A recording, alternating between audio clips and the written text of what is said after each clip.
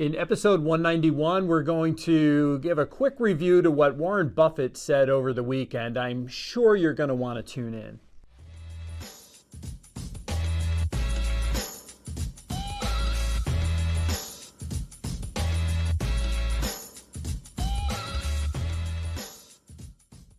Welcome to the Mullooly Asset Show. I'm your host, Tom Mullooly, and this is episode number 191.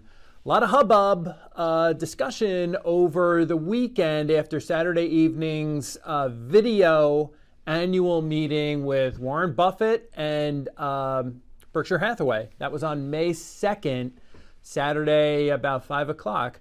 A couple of points that we should talk about. Berkshire announced that they sold all of their airline positions. That was the big headline coming out of the meeting. So he's referring to the holdings that Berkshire Hathaway had. Remember, they're one of the largest insurance companies in the universe. I tweeted when this discussion started picking up Saturday night that I said I never really understood how airlines fit into his usual approach anyway. This is a value investor going back to the days of Graham and Dodd. This would never make sense for a value investor to buy airlines. They don't make money until they've got an 80% full plane leaving the runway. So Buffett and Charlie Munger both speak of holding periods as a lifetime. In fact, their quote is, "When we find outstanding management with an outstanding business, our favorite holding period is forever." But you need to understand that Berkshire Hathaway has bought and sold many different companies over the last 50 years. It's very rare that Berkshire Hathaway will go all in one swoop and buy a company in a single transaction. The last time they did that, I think, was Precision Castparts. Typically, what happens is companies will catch their attention and they'll start buying, and then they'll add to their positions if the story continues over time. But if the story changes, they're just going to move on.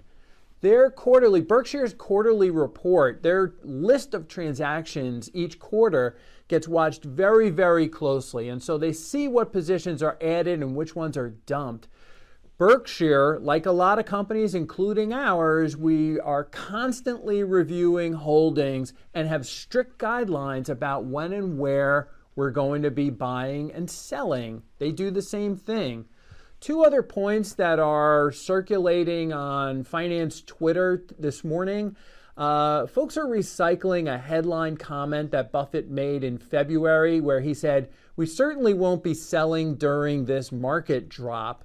But then by May, he announced that Berkshire had sold all of their airlines. You got to remember something.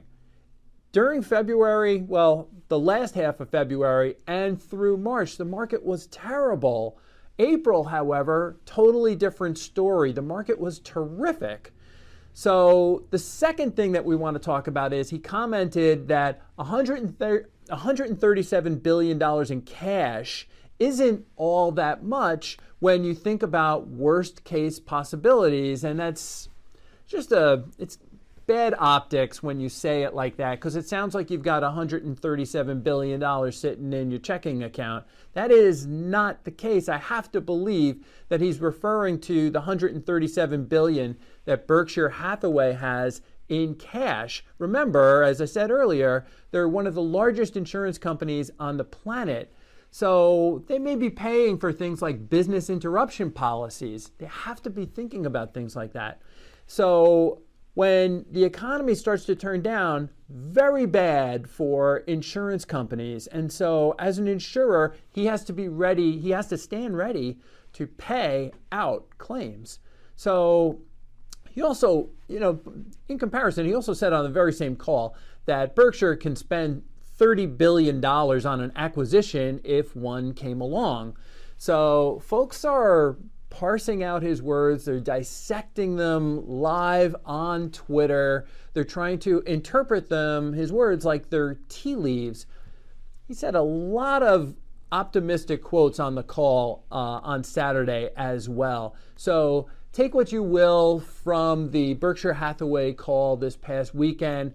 There's things in there if you're optimistic. There's things in there if you're pessimistic. I think, like the article in the New York Times today, he's just being realistic. You have to look at all the possibilities that are out there. He didn't come out and say anything definitively positive or negative.